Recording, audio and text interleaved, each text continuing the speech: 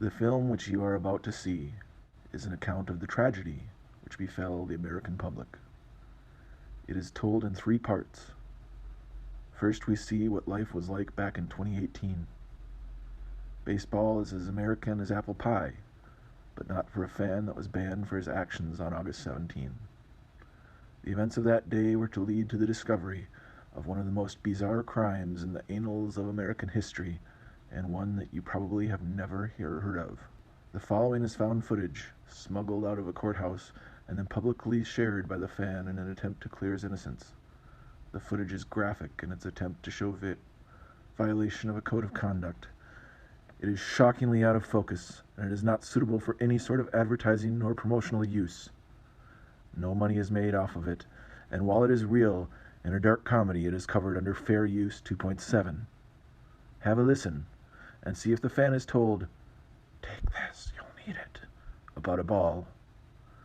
The vocals are hard to make out, but the video is presented in its original form, unaltered, so that you can listen and decide if overly aggressive behavior in chasing down balls was used by the banned fan.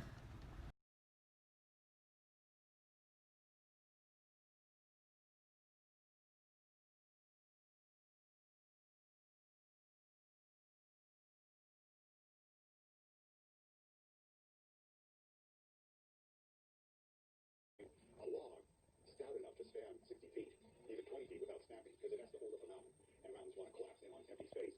So they brought in a German immigrant by the name of Philip Deidesheimer, who developed the square set timbers method, and it was basically a series of cubes that could be in modular fashion added to, so that whatever the stope, the empty space left over when you dug out all the gold and silver, whatever that stope was shaped like, you could fill it up. Take this. Stout framework. You'll need it. And then you would fill it back with waste rock as you dug even deeper inside the mine. So it's a really nice, stable way to support a mine as you were pursuing precious metals. And that was exported throughout the world. It's only the first of many inventions. Flat wire cable, the safety cage. This was the first place where dynamite was experimented with. We now return to the tragedy which befell the American public. In the second of 3 parts, we see a dramatization of what remains of a case. The crime, a double homicide. The original camera footage was too graphic for use. What is left is shockingly barely suitable for any sort of story. It is antiquatedly choppy, but still is presented in a highlights form. It is made more tragic by the fact that the victims were young. Yet had they lived, even just a short few years, they would not have expected, nor would they have wanted, to see the madness we all see and read today. Perhaps what happened was for the best. At least that is what I want to believe.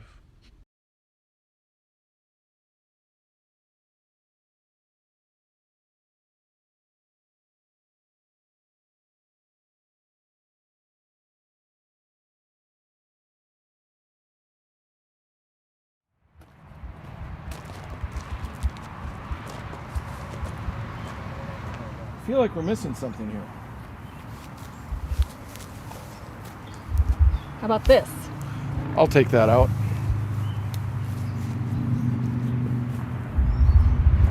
Look, there's more to the story here.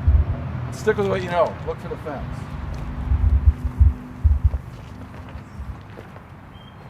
It's fresh. Well, it seems the dirt was fresh. So what else do we have? Sure use a Tech 9. Military grade. Stolen, untraceable. Obviously a sniper. I don't believe it. That's been your problem since the beginning.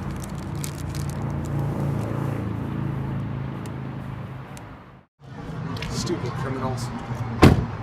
Always leaving evidence behind.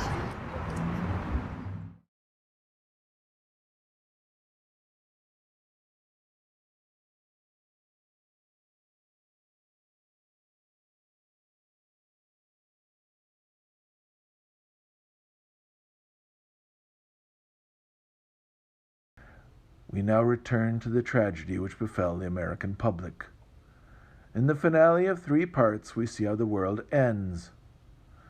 In the following, a husband and wife are not in a commercial. If you want to support the company that required us to use their product, please do. We make no money whether you support the product or not. Neither do the husband and wife duo, whom for them what remains of the idyllic summer late night you see around you became a nightmare. On this night, as we conclude the late night triple feature, we wish you the best and hope that you, at least, survive the zombie apocalypse.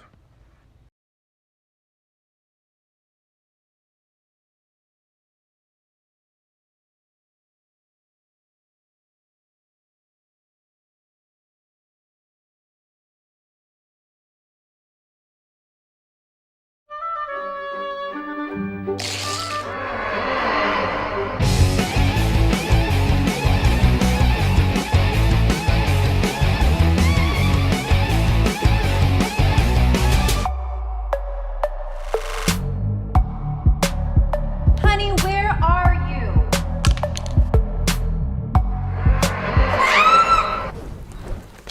Yeah.